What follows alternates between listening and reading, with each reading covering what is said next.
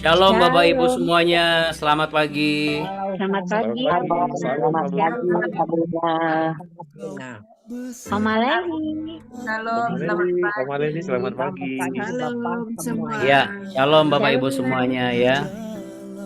Puji Tuhan, kita semua pagi hari ini sama semangatnya dengan Pak Mardhani dan Bu Sekar dan juga rombongan yang telah sampai di kawasan Dieng ya. Karena biasanya kalau di kawasan Dieng tuh mirip-mirip 11-12 dengan Merapi. Maksudnya dinginnya sama-sama kalau kita ke daerah Papandayan atau Tangkuban Perahu. Ya Papandayan lah dinginnya sama ya, maka mungkin lebih dingin. Ya. Jadi kebayang ketika lagi di coffee shop kaki Gunung Sinai ya. Starbucks Kabunan. Starbucks versi Gunung Sinai ya. Oke, Bapak Ibu sekalian terkasih, kita percaya kita semua mengalami penyertaan Tuhan. Untuk itu, mari sama-sama kita satu di dalam doa.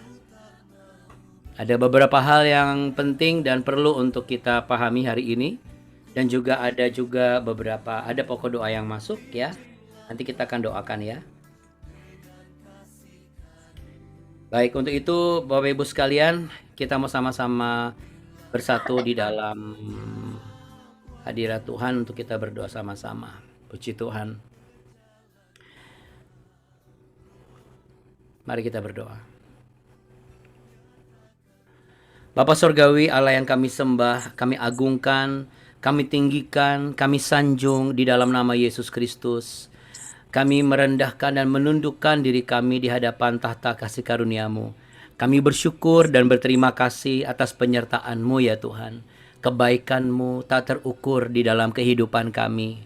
Pagi hari ini kami mau sama-sama merenungkan, introspeksi, dan mengambil sebuah keputusan agar kehidupan kami tidak timbul tenggelam, tidak pasang surut, tetapi semakin naik, semakin menuju ke atas, semakin menggapai dan hingga tercapainya apa yang Engkau janjikan itu dan apa yang kami rindukan.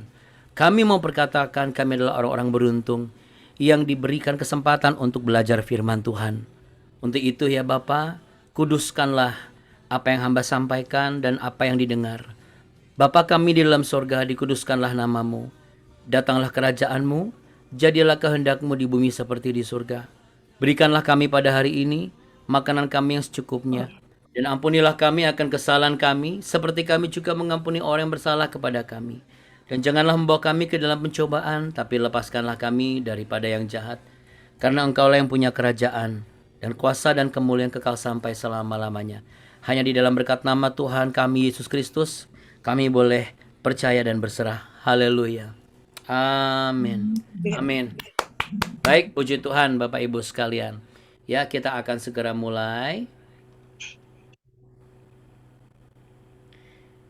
Seperti biasa, ya mohon izin ya Bapak Ibu supaya tidak ada yang bocor.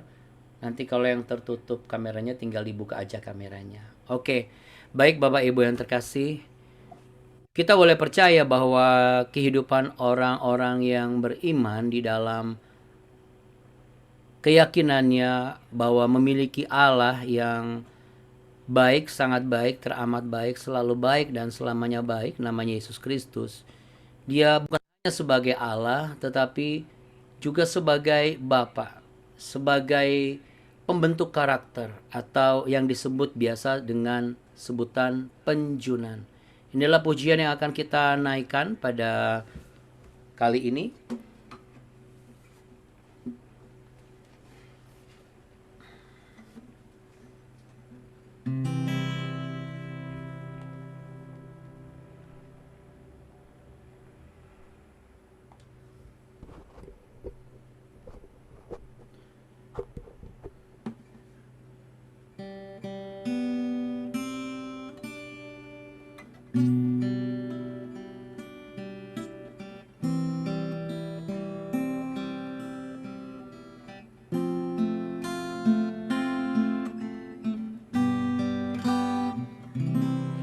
Bagai tanah liat dalam tanganmu, Kau jadikan bejana yang indah.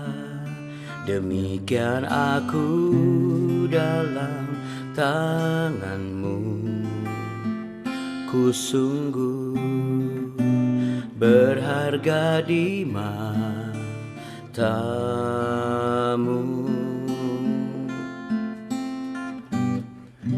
Engkaulah Tuhan, Kaulah penjuna, Kau memilihku dan membentukku.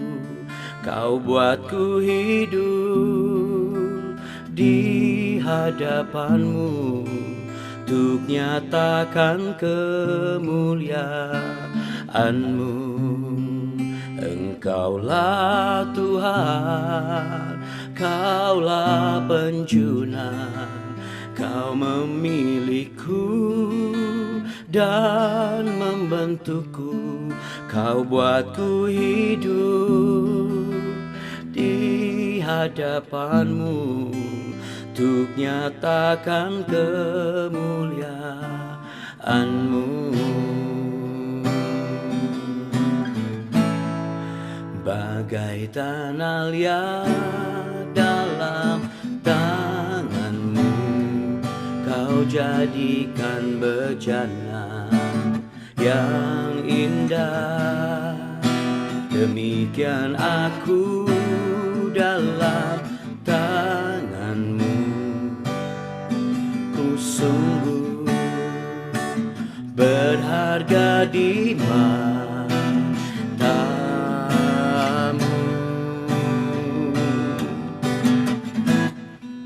Engkaulah Tuhan, Kaulah penjuna, Kau memilihku dan membentukku.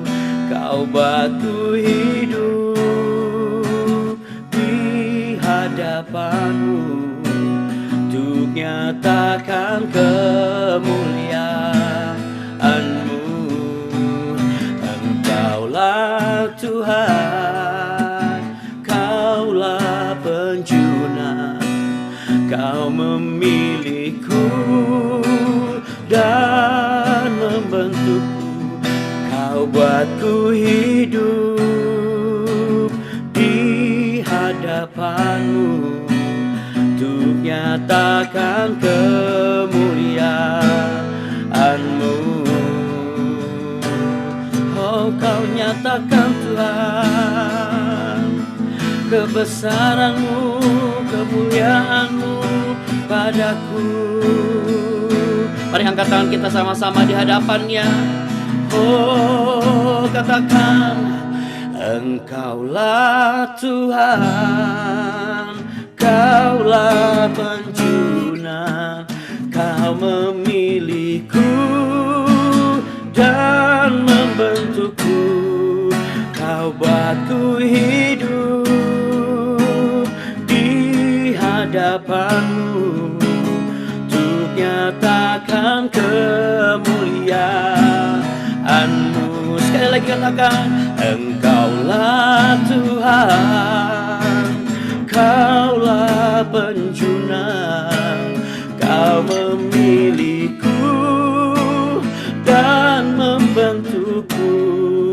Kau buatku hidup di hadapan-Mu, untuk nyatakan kemuliaan-Mu.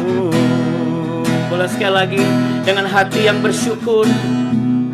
Engkaulah Tuhan, Kaulah penjuna, Kau memilihku dan membentukku.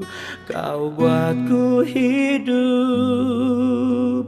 di hadapan-Mu, untuk nyatakan kemuliaan-Mu, untuk nyatakan kemuliaan-Mu, untuk nyatakan kemuliaan-Mu. Terima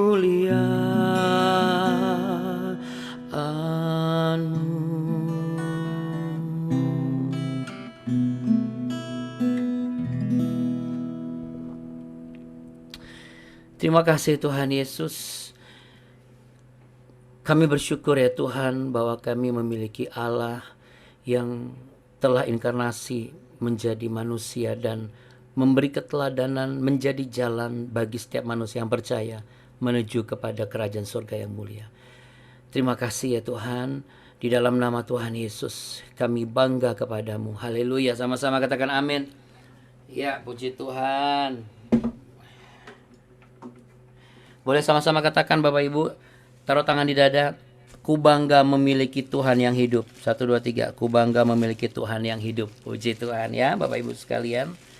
Ya Bapak Ibu yang terkasih, kita mau seperti biasa ya, langsung kita lanjutkan perjalanan kita pada pagi hari ini.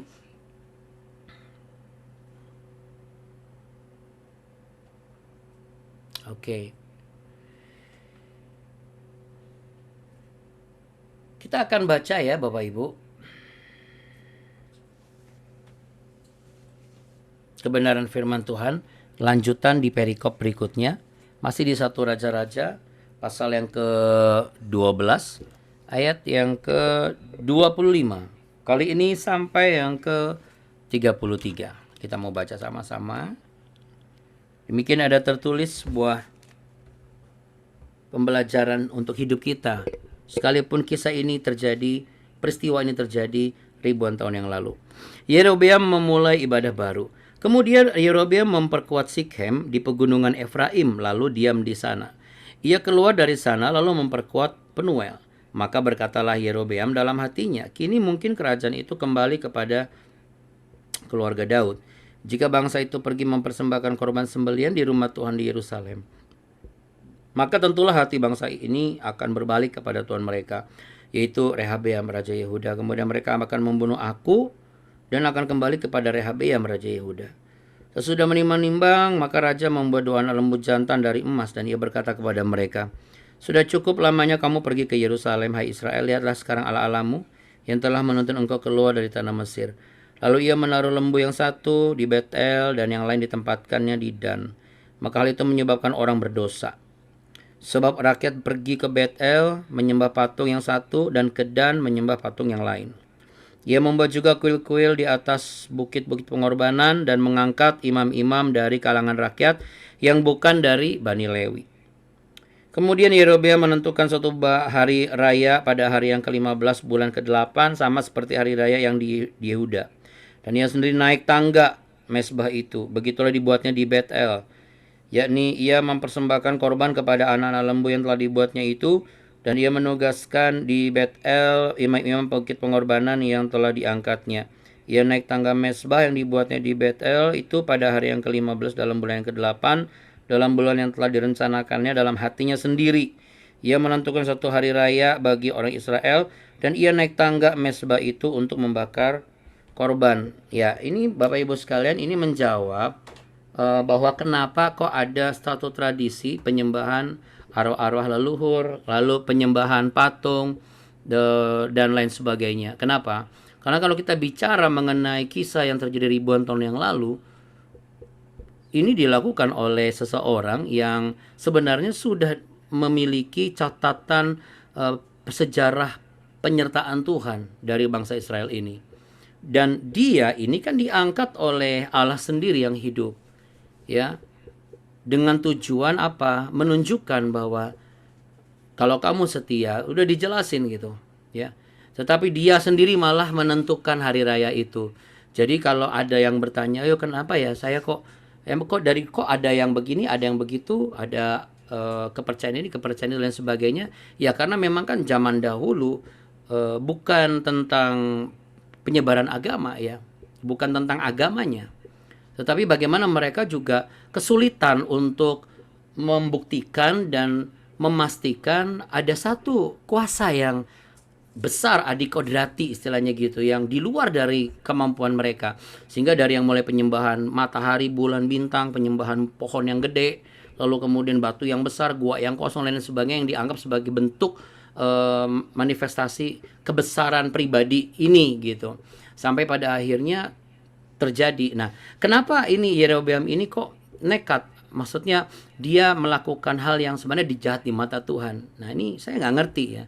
Tapi kalau kita lihat Bapak Ibu, kita perhatikan dari mulai ayat yang ke 26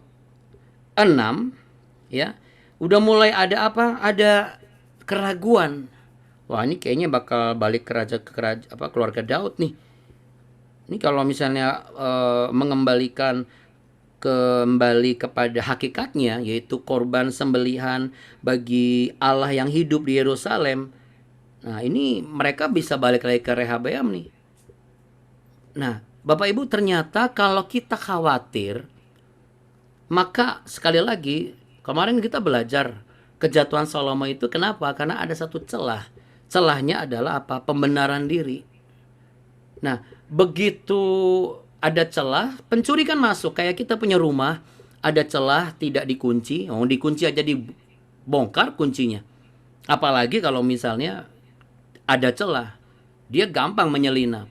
Ya, untuk apa? Untuk mencuri. Nah, iblis itu kan sifatnya mencuri, membunuh dan membinasakan. Misinya itu kepada orang-orang, tidak hanya orang percaya khususnya, tetapi manusia pada umumnya. Dia memang begitu pekerjaannya.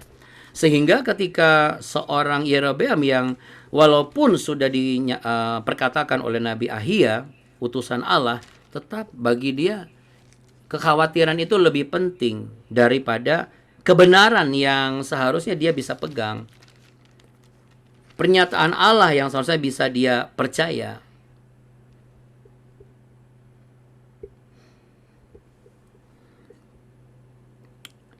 Kenapa saudara? Karena ternyata begitu khawatir, yang namanya logika manusia itu langsung jalannya kemana-mana gitu Bapak Ibu.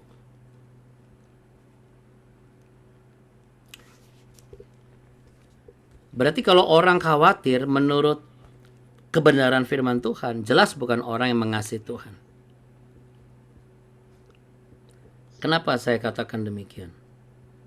Karena firman Tuhan berkata, bahkan di Ulangan pasal yang ke-6 ya, diajarkan bahwa kita harus mengasihi Tuhan Allahmu dan berpegang kepada segala ketetapan dan perintahnya yang kusampaikan kepadamu pada hari ini. Ulangan pasal 6 ayat yang kedua. Di kitab Matius dikatakan juga bahwa kasihlah Tuhan Allahmu dengan segenap hatimu, dengan segenap jiwamu, dengan segenap akal bunimu, dengan segenap kekuatanmu, dan kasihlah sesama manusia seperti dirimu sendiri. Jadi kalau kita khawatir, berarti ada satu celah. Hati kita sudah nggak penuh lagi. Sudah ada satu zat atau satu penyebab yang membuat dia tereduksi atau terkikis. Sehingga ketika dia terkikis, yang kita pikir ini hati kita, tetapi itu tambalannya bukan tambalan dari sesuatu yang benar. Kenapa saya katakan demikian? Karena Bapak Ibu sekalian, kalau orang tuh khawatir, kalau orang mengasihi Tuhan, maksud saya, siapa di sini yang mengasihi Tuhan Allah? Yesus Kristus namanya. Boleh taruh tangan di dada, aku mengasihi Tuhan Yesusku. Berarti dia pasti harusnya setia, yang pertama. Karena kesetiaannya, dia tetap menjadikan Yesus Kristus Tuhan sebagai prioritas utama dan pertama. Dia tidak akan mengalami yang namanya ketidakpercayaan. Dia tidak akan berubah dari yang sebuah hal yang dipercayakan atau kepercayaan menjadi ketidakpercayaan.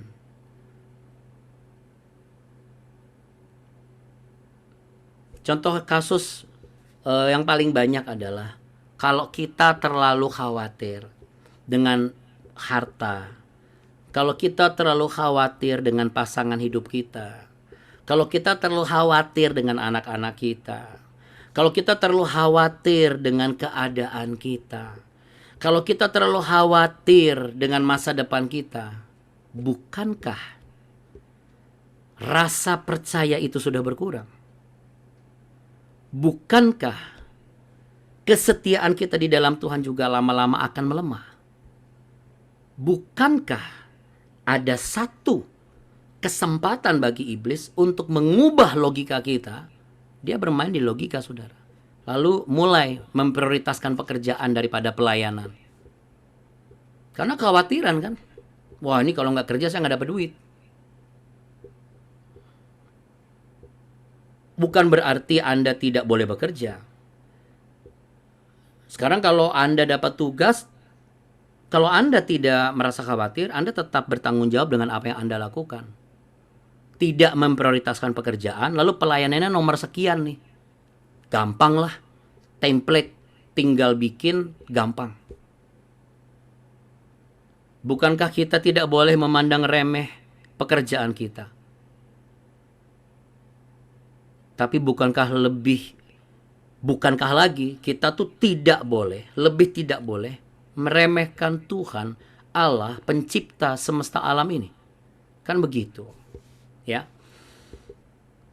Nah, di sini Yerobeam karena kekhawatiran dia mulai mengganti, berkompromi. Ini sebuah kebodohan yang seharusnya tidak perlu dilakukan karena dia sudah ketemu sama Ahia sebagai utusan Allah yang sudah memberitahukan sebuah rahasia besar. Jadi bagi orang-orang yang selalu mengatakan begini, Tuhan mana? Cobalah kasih tahu lah. Ada orang-orang gini, kenapa gue nggak percaya sama Tuhan? Gue lebih percaya sama arwah leluhur atau arwah nenek moyang atau dari orang pintar. Karena begitu gue tanya, dia langsung kasih tahu. Coba kalau Tuhan, gue kasih tahu dari mana? Dia disuruh kita bergumul lah apa ini itu dan lain sebagainya. Bapak Ibu sekalian yang terkasih, orang-orang yang seperti ini adalah orang-orang yang tidak siap untuk menerima karya Allah yang membutuhkan kesetiaan yang sempurna. Kenapa? Karena kalau atasan di perusahaan aja dia uji kesetiaan, pekerjaan dicoba 3 bulan. 3 bulan gak setia, langsung putus pekerjaannya. Nah, sedangkan kita kan enggak. Berapa banyak di antara kita itu sebenarnya dari mulai gak setia, gak ngerti, gak tahu, gak mau setia, dan gak mau ngerti, dan gak mau tahu. Dan yang membuat lebih terluka hati Allah adalah di sini yang keterlaluan menurut saya. Yerobeam itu membangun tempat-tempat penyembahan berhala dengan meletakkan anak lembu emas yang jelas-jelas pada saat Harun bikin itu di bawah kaki gunung Sinai itu Allah memerintahkan kepada Musa dan Musa suruh gerus itu patung sampai halus, dicampur air suruh diminum sama bangsa yang membangunnya. Jadi sebegitunya gitu Bapak Ibu sekalian. Nah, kalau kita terapkan dalam kehidupan sehari-hari, selain ini kan dari sisi kehidupan orang percaya, orang beriman. Orang sehari-hari bagaimana? Yerobeam ini kan pemimpin, ya. Bapak di keluarga pemimpin. Bapak nggak ada, yang pemimpinnya siapa? Mamahnya. Mamah nggak ada, pemimpinnya siapa? Kakaknya. Kakak, mama, papa nggak ada. Pemimpinnya siapa? Omanya, opanya. Oma, opa, papa, mama, kakak, adik nggak ada. Siapa pemimpinnya? Om, tantenya. Seyogyanya. Berpikirlah 5-10 kali.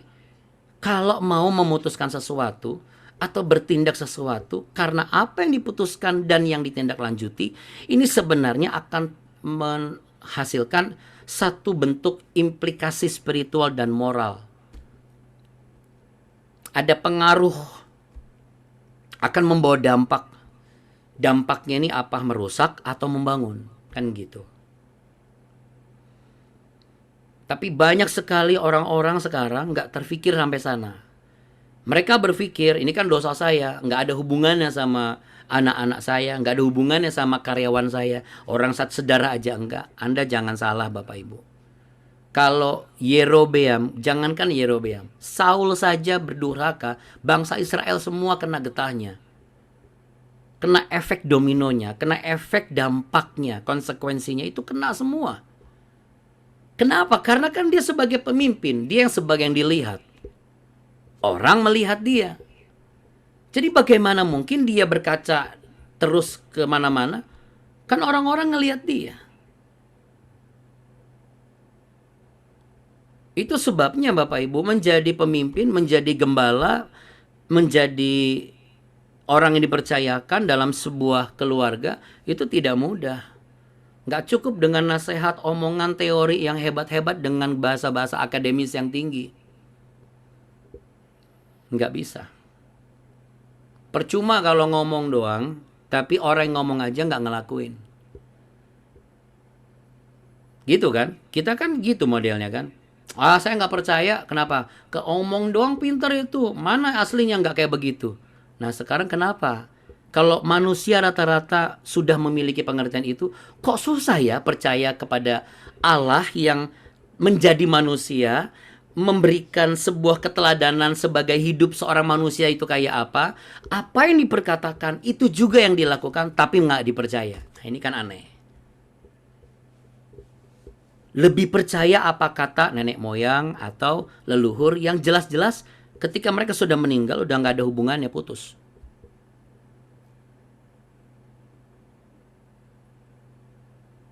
Nah, Bapak Ibu sekalian, mungkin ada yang bertanya, lalu bagaimana? Apa yang harus saya lakukan di pagi hari ini? Ayo taruh tangan di dada. Pejamkan mata Bapak Ibu. Hal yang pertama yang Roh Kudus taruh adalah bicara mengenai prioritas. Sama ketika Yerobeam menggantikan penyembahan kepada Allah, diganti dengan ibadah kepada Baal. Coba periksa prioritas kita. Yang awalnya kita menyembah Allah yang pertama dan utama. Tapi hanya karena urusan alasan pekerjaan, urusan alasan tugas, lalu kita menjadikan Allah tidak menjadi prioritas. Kita harus berhati-hati. Pekerjaan yang terlalu bisa jadi berhala kita. Pelayanan tanpa penyembahan kepada Tuhan, isinya kosong, tidak terasa apa-apa. Apakah kita sudah berubah setia? Masihkah kita percaya kepada Tuhan Yesus yang kita perkatakan sebagai satu-satunya Allah yang hidup, yang mampu mengalahkan maut?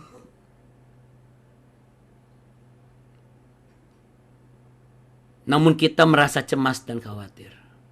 Cemas dan khawatir saat pasangan hidup kita berada di luar. Cemas dan khawatir saat anak-anak kita sedang berada di luar. Cemas dan khawatir saat pekerjaan yang kita percayakan kepada orang-orang yang bekerja dengan kita. Cemas dan khawatir dalam segala hal, termasuk juga tentang masa depan. Hari ini, kalau firman Tuhan berkata, marilah semua yang letih lesu dan berbeban berat. Beban berat karena kecemasanmu, kekhawatiranmu. Letih lesu mungkin karena apa? Karena engkau tahu betul engkau sudah mulai tidak semurni dulu. Firman Tuhan berkata, Yesus berfirman, datanglah kepadaku. Aku akan memberi kelegaan kepadamu.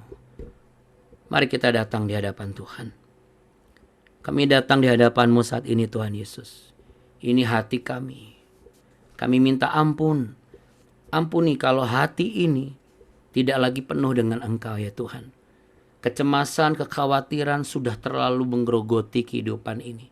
Sehingga kami membodohi diri kami sendiri. Kami mengganti prioritas seharusnya Engkau yang pertama dan utama. Tetapi sudah mulai ada dalam tanda kutip, tanpa kami sadari, berhala-berhala yang tidak kelihatan, namun itu jadi prioritas pertama utama kami. Kami mohon maaf. Kami meminta ampun kalau sebagai pemimpin kami tidak bijaksana dalam menjaga hidup, menjaga perilaku, bahkan juga menjaga stabilitas emosi kami. Kami juga kurang memperhatikan kebenaran-kebenaran yang harus kami terapkan dalam memimpin perusahaan kami. Kami juga kurang memperhatikan konsistensi kebenaran kami sebagai yang dipercaya Tuhan untuk memimpin umat. Hari ini, saat ini, di hadapan Engkau, kami nggak mau seperti Yerobeam. Kami tidak mau menggantikan Engkau dengan yang lain. Kami mau perkatakan, sampai Engkau datang kali yang kedua, Engkau takkan tergantikan. Takkan kubiarkan apapun menggantikan Engkau. Untuk itu, dengan kuasa nama Yesus Kristus, segala ikatan yang terikat, terbelenggu oleh rasa cemas dan khawatir, yang terikat dengan kepercayaan dengan arwah-arwah nenek moyang leluhur, dalam nama Tuhan Yesus, hamba perkatakan, dipatahkan dalam nama Yesus. Sehingga kerajinan setiap orang-orang yang mencari wajah Tuhan tidak membuat kehidupan mereka pasang surut atau timbul dan tenggelam. Inilah kami ya Tuhan. Kami tidak takut mara bahaya sebab Engkau beserta dengan kami. Pemeliharaanmu sempurna. Kami juga mau berdoa saat ini untuk cucu dari Ibu Femi yang bernama Noel, yang nanti sore bersama ayahnya akan berangkat ke Malang dan mengambil studi di salah satu universitas di Malang, yaitu di Brawijaya. Tuhan, jadikan Noel sama sebagaimana seperti Daniel, anak muda yang memiliki sebuah identitas diri sebagai anak raja atau anak Tuhan. Anak muda yang memiliki visi berbeda dari anak-anak muda lainnya di muka bumi ini. Itu juga yang menjadi doa kami bagi setiap anak-anak dan cucu-cucu kami, agar mereka menjadi keturunan yang takut akan Tuhan dan diberkati oleh Tuhan, dan memiliki masa depan gemilang di masa yang akan datang. Hidup mereka, prestasi mereka, keberhasilan mereka sebagai korban persembahan untuk memuliakan nama Tuhan.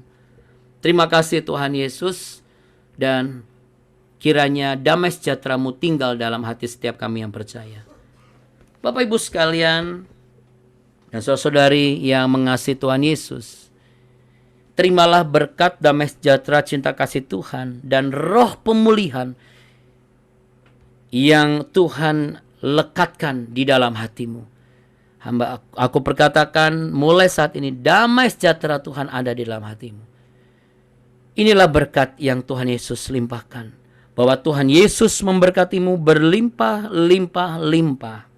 Tuhan Yesus menyinarimu dengan wajahnya dan memberimu kasih karunia. Tuhan Yesus menghadapkan wajahnya kepadamu untuk memberimu kehidupan, damai sejahtera, sukacita, dan masa depan yang indah pada waktunya.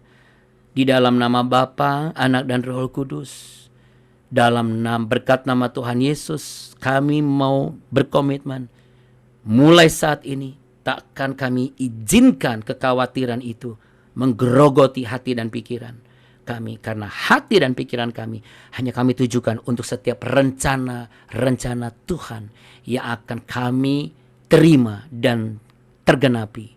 Yang sepakat dan percaya boleh sama-sama katakan amin. Amin. Amin Bapak Ibu sekalian. Yes, katakan yes sama-sama 1 2 3. Yes.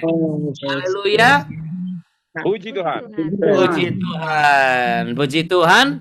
Haleluya. Amin ya Bapak Ibu sekalian.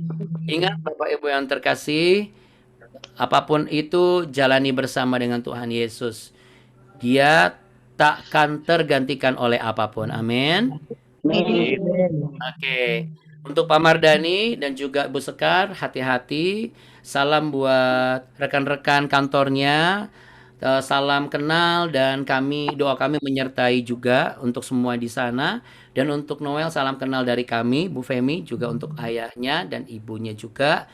Dan kiranya pernyataan Tuhan akan dinyatakan. Ya, untuk Bapak Ibu yang putranya masih menunggu kapan, jangan khawatir, jangan cemas. Jauh lebih baik di waktu Tuhan, tapi perusahaannya pas dan tepat, daripada kita paksakan tapi perusahaannya bukan perusahaan yang benar. Ya, percayalah, rencana Tuhan pasti terjadi dalam hidup kita. Amin. Karena kita punya Tuhan yang apa Bapak Ibu? Baik, sangat baik, amat baik, selalu baik, selamanya baik. Namanya siapa? Tuhan Yesus Kristus. Buat saudara-saudari kita supaya tidak lupa, kita juga tidak boleh lupa. Oke. Amin. Terima kasih Abuna. Kasih ya, Terima Bun. kasih Abuna, Abuni. Abuni. Terima kasih Bapak Ibu semua. Abuni, Abuni. Yesus memberkati kita semua. amin. Shalom Bapak dan Ibu, selamat pagi. Selamat Tuhan Yesus pagi. memberkati. Selamat pagi. Ibu Selamat Duma, pagi, bagaimana Abuni. suaranya sudah bisa terdengar? Dengar. Dengar, Abu. Dengar Abuni, dengar. Puji Tuhan. Ya Tuhan. Oke. Baik, terima kasih Abuni, terima kasih Ibu Duma dan semuanya, dan juga untuk Ibu Sina, Ibu Femi, Bu Ayen, juga Bu Acen, Pak Mardani, dan juga Bu Sekar, Bu Mariana, Bu Leli Kristiani, Ibu Duma, juga Bu Lani, Bu Lingga, Bu Bidan Hartik, juga Bu Nancy, Pak Jusman, Bu Maria, Parangin-angin, juga Bu Yani, lalu ada Bu Mimi, Bu Irma, Bu Dora Gunawan, juga Pak Hendri Gunawan, Bu Risma Manurung, Bu Debi, Bu Rika. Oke, baik Bapak Ibu sekalian terkasih, sampai jumpa besok. Ingat semangat kita, jangan kasih kendor. Tuhan Yesus memberkati Bapak Ibu. Amin. Bye. Kasih Abuna. Dadah. Terima kasih Abuna. Sama-sama. Ya, jangan lupa nanti jam 7 malam boleh saksikan live kami di Cahaya Bagi Negeri ya, di Jawaban Channel. Boleh tulis pokok doa. Kalau nggak bisa tulis di kolom chat, bisa titip pokok doanya ke WA secara pribadi. Langsung japri ke saya ya. Tuhan Yesus memberkati Bapak Ibu. Amin. Shalom Terima ya. kasih Abuna. Dadah. Bye. Bye-bye.